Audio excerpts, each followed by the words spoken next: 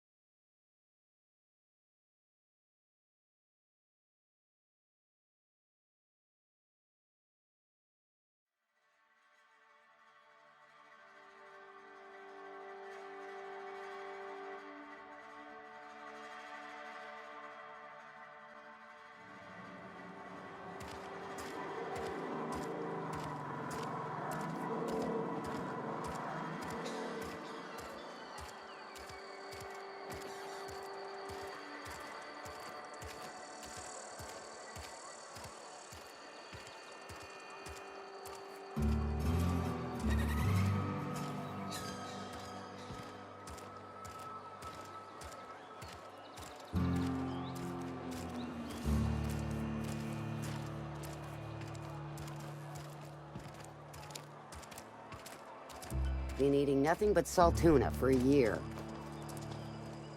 Just the way it goes, I suppose.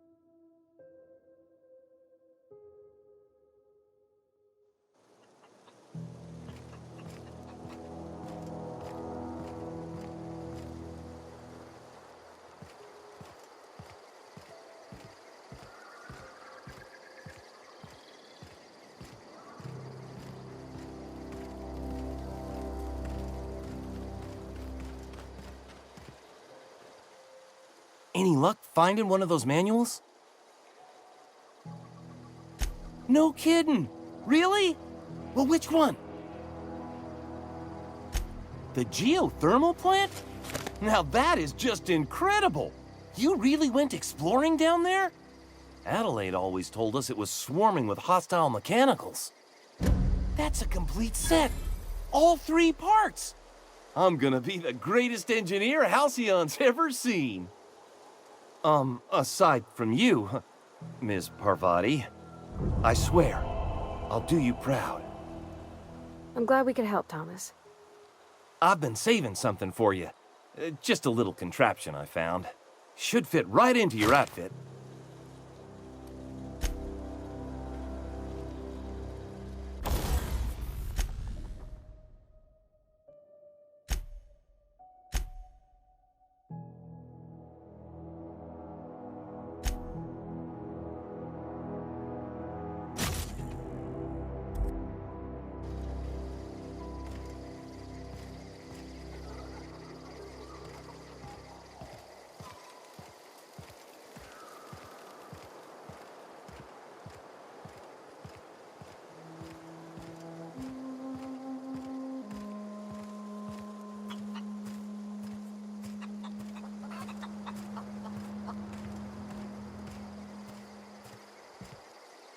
Something I can help you with?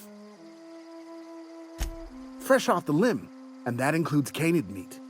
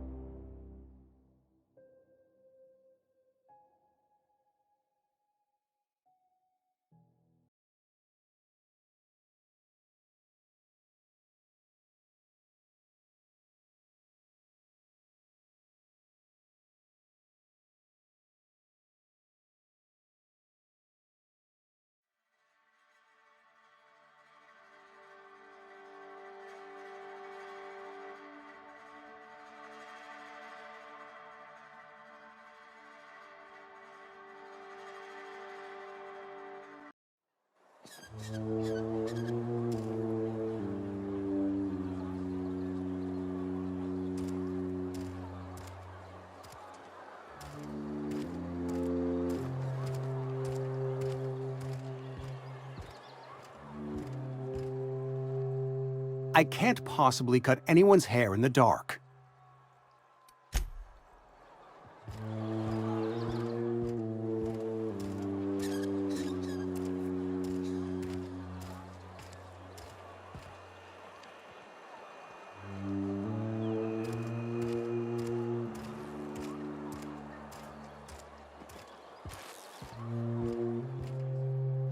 Just as I was on the mend, the cannery had to go and shut down.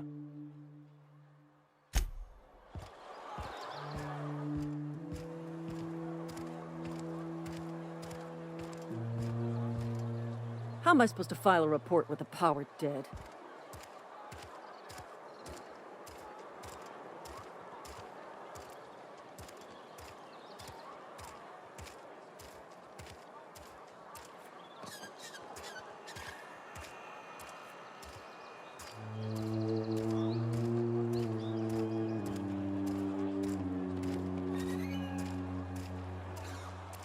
I put my whole life in that cannery. You must be very proud. Oh, it's you.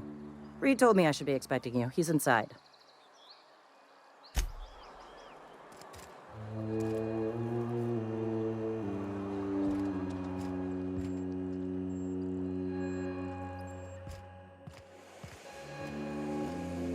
You picked a fine time to visit, stranger. I paid his burial fees, didn't I? Let the dead sleep. Didn't anyone ever tell you not to go rifling through other people's correspondence? Excuse you.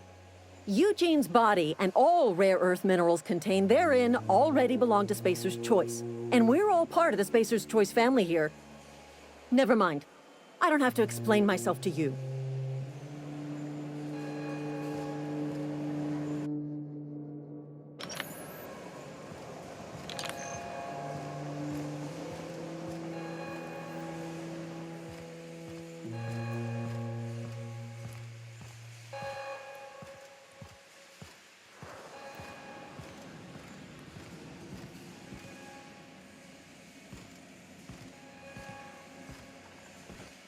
You want to know what gets my bile churning? Edgewater has suffered a cavalcade of disasters, plague, marauders, desertion. Then you wandered in town. And I was so damn sure our luck was starting to turn. I never knew how right I was. Just answer one question for me. Why'd you do it? Is that right? I'm dying to hear this. Please, educate me. I see. All right, then. Glad you got that off your chest. Whatever you were hoping to find down here, I advise you to turn around and leave. I have got guards posted with orders to fire on you. Edgewater's dead. Our cannery's dead. Adelaide's deserters are never coming back.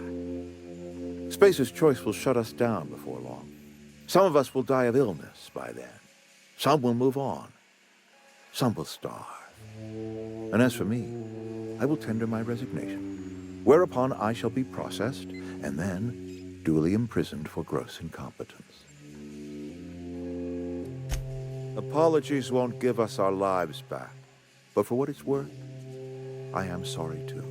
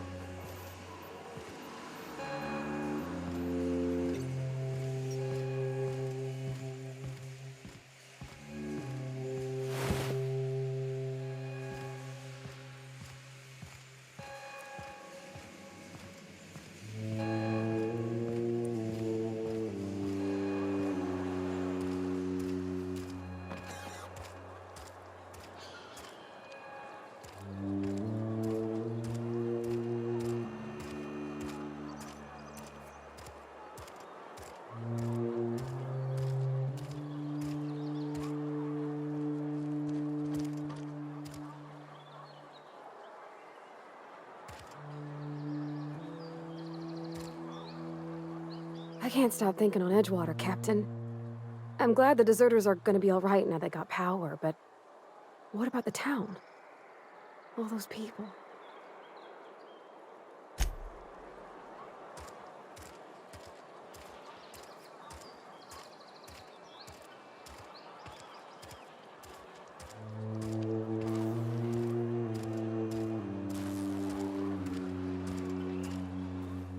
Cannery's dead. This is gonna throw a wrench into my actuarial tables.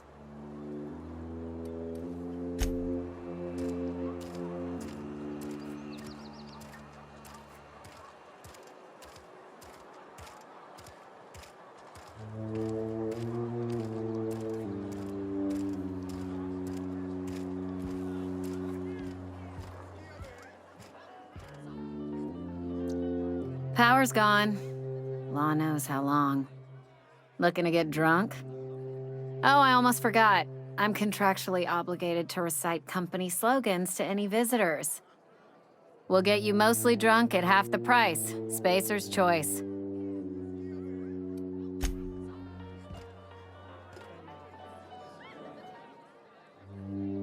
Everything's gone all dark, but I ain't passed out yet. Don't make no sense.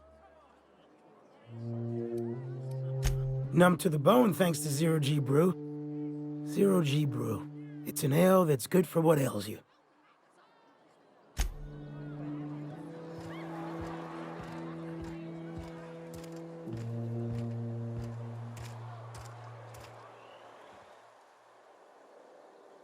Power's out, but I can't just leave my goods unattended. Don't suppose you'd care to do business? Music to my ears.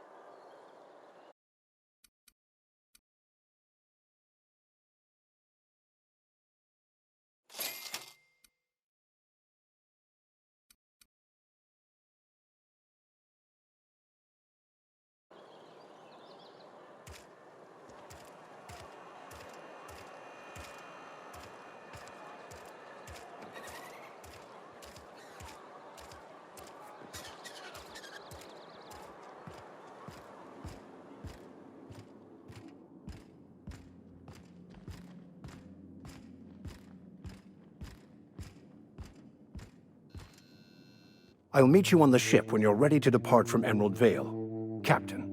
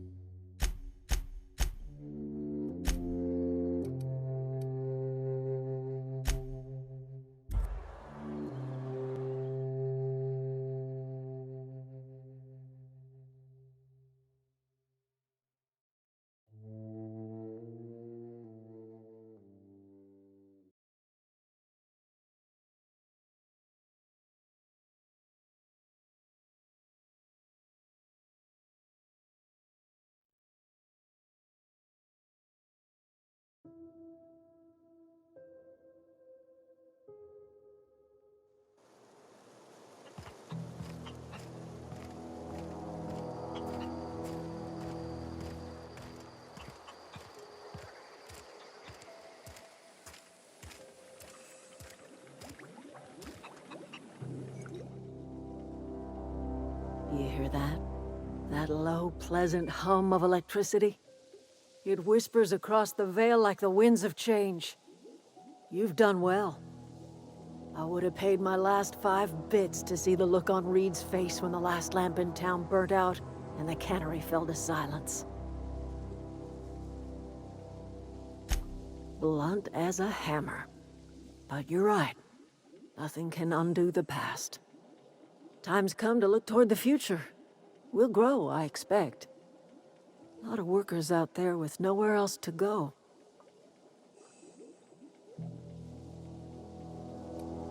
Not as many as you'd think. We're not about to let the whole town join our flock. Just the ones willing to renounce their corporate loyalties and live the way nature intended. I am curious.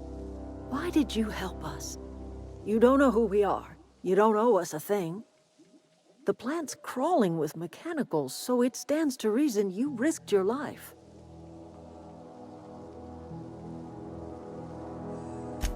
You're not quite like anyone else I've met. You haven't had your consciousness programmed by the board. You're welcome among us if you're ever so inclined.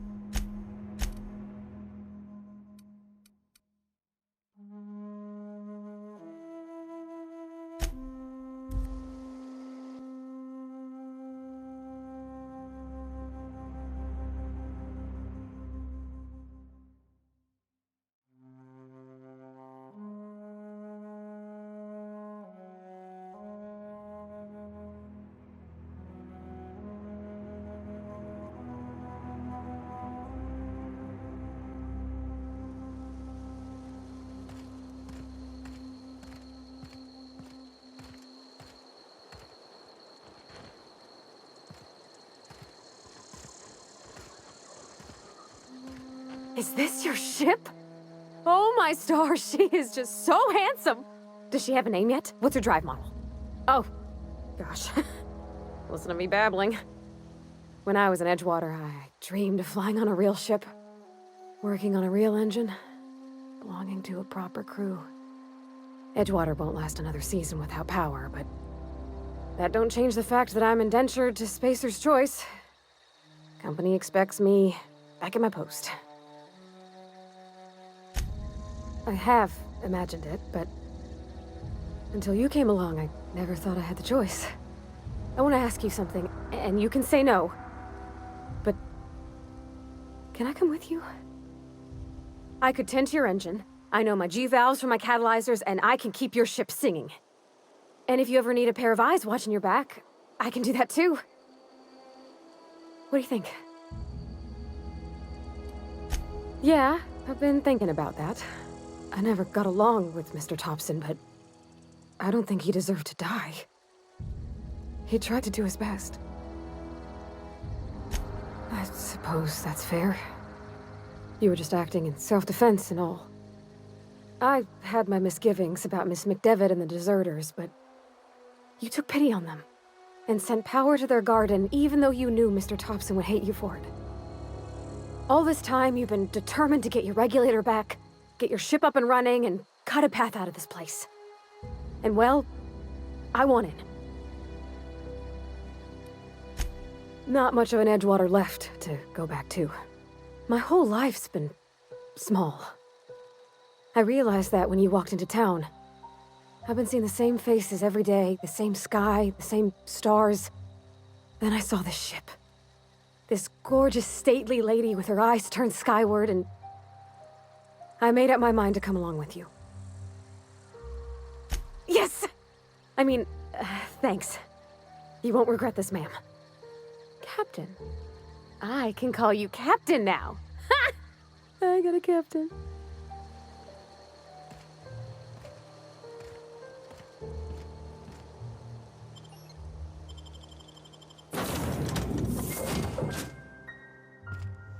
Well, I certainly am looking forward to flying on a ship named the Unreliable. I'll just head upstairs and claim a room.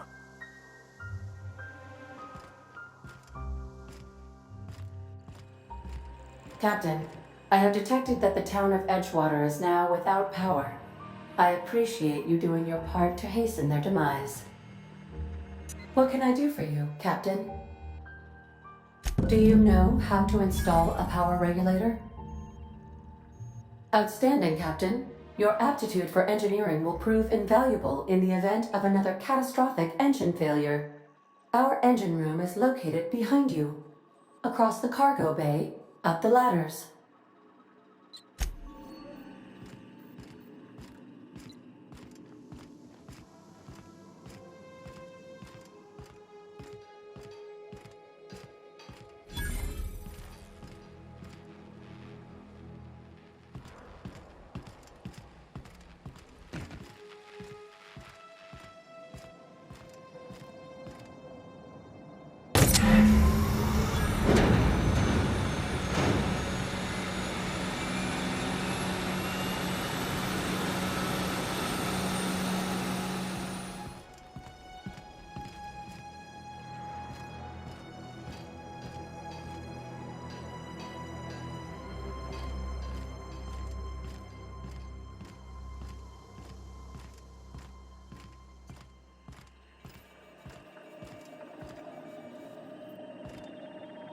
What can I do for you, Captain?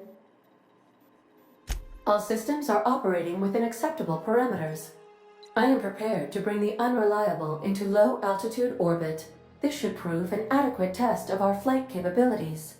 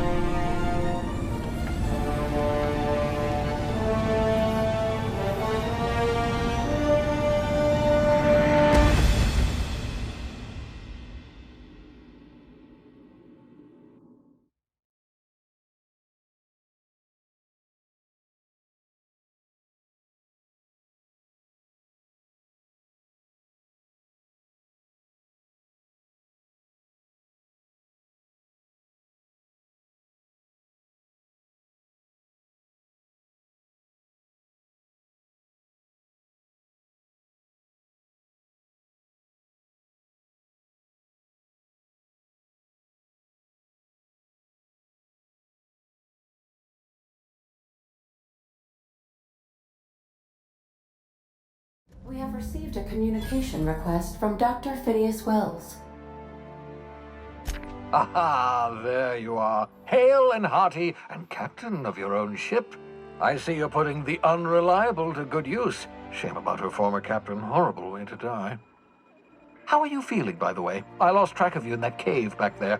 Experiencing any, unnatural drippage? Perfectly normal side effect of thawing, I assure you. Oh, that, yes, that's probably permanent. I wouldn't worry about it, though. I'm sure you're fine. What you saw in Emerald Vale is happening all across the colony. Food shortages, lack of supplies, and basic necessities. We're dying. The chairman, the minister, and all their lackeys on the board are to blame. The Hope has some of the brightest minds Earth ever sent us. If we can revive the Hope's colonists, they can help us undo the board's mistakes. They can help us set things right. You need to get to Stellar Bay on Monarch. I have contacts there. They'll help me, help us, find the chemicals to revive your fellow colonists. Gladys Culkelly, lovely woman, runs a cozy little black marketing outfit on the Groundbreaker. She can get you a nav key to land on Stellar Bay. Without a skip drive, good luck. You'll be dead before you make it to the nearest star. Look, I admire your optimism, but the sad truth is you're stuck here. You, me, and the rest of this colony. We're all skating precariously around the edge of oblivion together. None of us are leaving Halcyon alive, so we may as well make it a better place, and we can start by reviving the Hope. Captains don't fly their own ships, you see. Your navigation terminal handles the, navigation. Think of a nav key as a set of flight instructions. The board's been confiscating nav keys for Stellar Bay, so we must rely on unconventional means of acquisition. Hence, Miss Gladys Culkelly. In theory, I suppose you could land your ship in Cascadia, and in theory, I suppose you might survive the experience. Cascadia is utterly seething with dangerous, highly aggressive creatures more than capable of tearing you limb from limb. You'd have to be a lunatic to land in Cascadia, and I'm reasonably certain I tested your brain for incipient signs of insanity. Trust me, talk to Gladys Culkelly. Gladys and I have been doing business for years. Her smuggling credentials are unimpeachable. If anyone can get you a key to Monarch, it's her. Criminals? Goodness, no. Smuggling is a perfectly legitimate business venture. If misappropriating board property is a crime, well then, throw me in Tartarus. Plenty of ways to make money in Halcyon, you know. Not all are above board. Oh, above board, above the Halcyon board. Get it? Laughter. Good. Wasn't sure you'd be able to, after so long frozen. I'll make a note of that on your progress chart. Excellent. I'll send her a wireless. Let her know you're coming.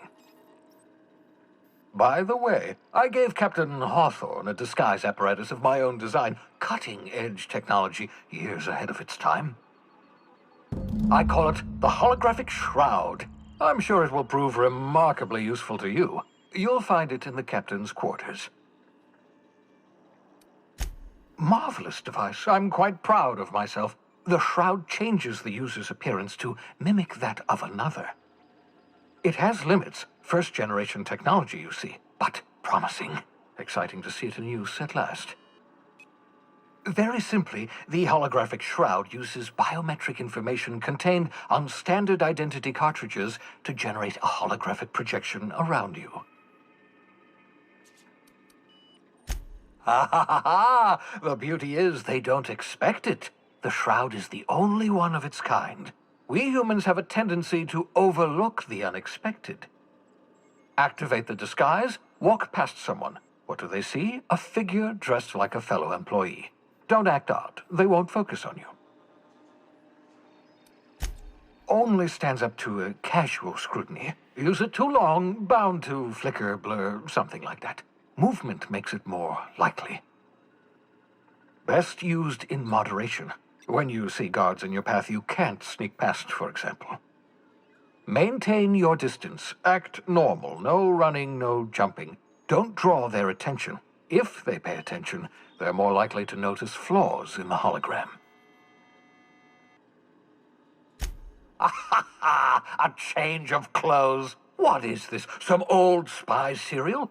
What inattentive and brainless guard would be fooled by such a shabby disguise? The holographic shroud masks not only your clothes, but your face and fingerprints. It modulates your voice and sweetens your breath. Science, that's how. Excellent. I'll contact you once you've found a way to get to Stellar Bay. If you have any questions, come see me in my lab. And remember, don't trust the board. They'll try to win you over with promises of wealth and power, but it's a lie. The board's only interested in filling their own pockets. If we don't put a stop to them, they're going to run this colony to the ground. Transmission ended. If you are ready to depart, please select a destination on your navigation terminal.